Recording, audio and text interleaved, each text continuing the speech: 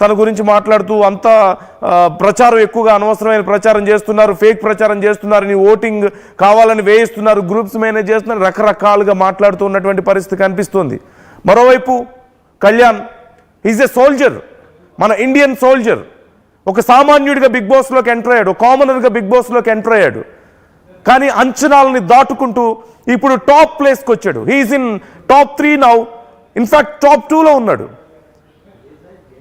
He's in top 2 now. So ఓవరాల్గా equations చూస్తే కళ్యాణ్ ఖచ్చితంగా విన్నర్ అవుతాడన్న అభిప్రాయం చాలా మందిలో కనిపిస్తోంది. ఓటింగ్ కూడా చాలా డ్రాస్టిక్గా చేంజ్ అవుతూ వస్తుంది. అండ్ మేనేజ్ పరంగా ఇంటర్నల్గా బిగ్ బాస్లో ఉన్నప్పుడు వాళ్ళు టాస్క్లు ఎలా ఆడారు, వాళ్ళ బిహేవియర్ ఏ విధంగా ఉంది, క్రిటికల్ సిచ్యువేషన్స్లో వాళ్ళు ఎలా డీల్ చేశారు. అండ్ తనుజకి లాస్ట్ వరకు కూడా ఒక్కసారిగా లాస్ట్ ఫ్యూ వీక్స్లో చాలా ఫాస్ట్గా తనుజ రైజ్ అయ్యారు. కానీ చివరికి వచ్చేసరికి కొంచెం సెల్ఫిష్గా బిహేవ్ చేశారని, అగ్రెసివ్ డెసిషన్స్ తీసుకున్నారని కొంతమందికి ఒపీనియన్స్ ఉన్నాయి. సో మనం చూస్తూనే ఉన్నాం. ఇక పవన్ విషయంలో ఏం జరిగిందో మనం చూసాం. నిన్న మొన్నటి వరకు పవన్ ఒక ట్రాక్ కనిపించింది, స్లోగా కొంత డల్ అయినట్లుగా అనిపించింది చాలామందికి. ఇమాన్యుయల్ చాలామంది మొదట్లో జస్ట్ ఒక మనందరికీ జబర్దస్త్లోను కొన్ని షోస్లో మాత్రమే తెలుసు, ఎంటర్టైన్మెంట్ అందిస్తాడని తెలుసు. కానీ లోపలికి వెళ్ళిన తర్వాత అంత మంచిగా ఎంటర్టైన్ చేస్తాడని ఎవరు ఎక్స్పెక్ట్ చేయలేదు. ఓవరాల్గా బిగ్ బాస్ హౌస్లో ఎంటర్టైన్మెంట్ అంటే ఇమాన్యుయలే కనిపించాడు.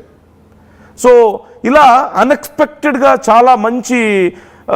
చాలా ఎక్కువ వీక్స్లో ఉన్నవాళ్ళు చాలామంది ఉన్నారు. చాలా భారీ ఎక్స్పెక్టేషన్స్తో వచ్చి అతి కొద్ది వీక్స్లో వెళ్ళిన వాళ్ళని కూడా మనం చూసాం. అలేఖ్య చిట్టి పికిల్స్ బయట సోషల్ మీడియా సంచలనం. తను ఏ వీడియో పెట్టినా లక్షల్లో వ్యూస్ వెళ్తూ ఉంటాయి, చాలా కాంట్రవర్షియల్. లోపలికి వెళ్తే మంచి కాంటెంట్ జనరేట్ చేయగలుగుతారని చెప్పేసి అనుకున్నారు. తన బ్యూటీకి కూడా చాలామంది ఫ్యాన్స్ ఉన్నారు అఫ్కోర్స్. కానీ లోపలికి వెళ్ళిన తర్వాత అంచనాలు తారుమారయ్యాయి. అతి తొందరలోనే బయటకు వచ్చేసినటువంటి పరిస్థితి. అఫ్కోర్స్ మాధురి లోపలికి వెళ్ళారు. బయట ఎంత పెద్ద సంచలనం మనకు తెలిసిందే. బిజినెస్ చేస్తుంటారు, అట్ ద సేమ్ టైం కొన్ని కాంట్రవర్సీస్లో ఉన్నారు.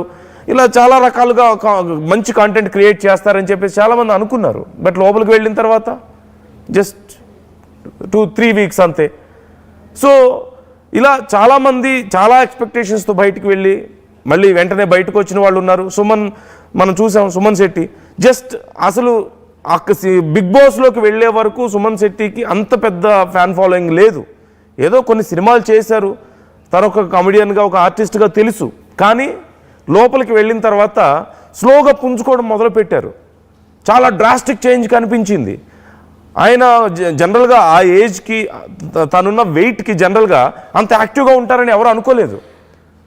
యాజ్ ఏ కామెడియన్ బయట సినిమాల్లో కామెడియన్గా ఉన్నప్పటికీ కూడా ఆయన లోపలికి వెళ్ళిన తర్వాత ఎక్కువ కామెడీ జనరేట్ చేయకపోయినప్పటికీ టాస్కుల్లో ఎంత యాక్టివ్గా ఉన్నారో మనం చూసాం. హీ వాజ్ సో ఫెరోషియస్, చాలా ఫాస్ట్గా చాలా వేగంగా మూవ్ అవుతున్నారు, టాస్క్లన్నీ ఫినిష్ చేస్తున్నారు. And at the same time కొంచెం సెన్సిబుల్గా కూడా ఉంటున్నారు. అండ్ భరణి మనం చూసాం. భరణి జనరల్గా బయట ఎక్కువగా నెగిటివ్ రోల్స్లో అందరికీ పరిచయం. ఆయన విలన్ రోల్స్ ఎక్కువ చేశారు సీరియల్స్లో అన్నిటిలో.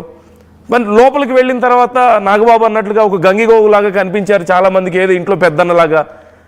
అంటే చాలామంది అనుకుంది గత సీజన్లో శివాజీ గారు లాంటి ఒక రోల్ ప్లే చేస్తారేమో అని చెప్పేసి అనుకున్నారు. మేబీ అగ్రెసివ్గా అంత కనిపించకపోయినప్పటికీ కూడా ఆయన చాలా సాఫ్ట్గా కనిపించారు. అంటే లోపలికి వెళ్ళిన తర్వాత క్వైట్ ఆపోజిట్ అయిపోయాయి రోల్స్. చాలామందికి ఇలాగే కలిసి వచ్చినటువంటి పరిస్థితి కనిపించింది. సో ఓవరాల్గా మీ అభిప్రాయాలు ఏంటి? టాప్ 3లో ఎస్పెషలీ టాప్ 2లో ఎవరికి మీరు ఓటేస్తున్నారు? అండ్ రవిచంద్ర జాయిన్ అవుతున్నారు. ఈవినింగ్ ఫినాలే గురించి మనం డీటెయిల్స్ తెలుసుకుందాం. రవిచంద్ర, ఈరోజు గ్రాండ్ ఫినాలే జరగబోతోంది. గెస్ట్ ఇంకా కన్ఫర్మ్ అయ్యారా? అంటే చిరంజీవి గారు అన్నారు, ముందు ప్రభాస్ అనుకున్నారు, కుదరలేదన్నారు. చిరంజీవి గారు అన్నారు, తర్వాత ఇప్పుడు రవితేజ అంటున్నారు. ఇంతకీ కన్ఫర్మ్ అయిందా లేదా? And at the same time almost 300 మంది పోలీసులను అక్కడ పెట్టినట్లుగా తెలుస్తోంది అన్నపూర్ణ స్టూడియోస్ చుట్టూ. ఏం జరుగుతుంది? How is it going? ఎయిర్పోర్ట్లు ఎలా ఉన్నాయి?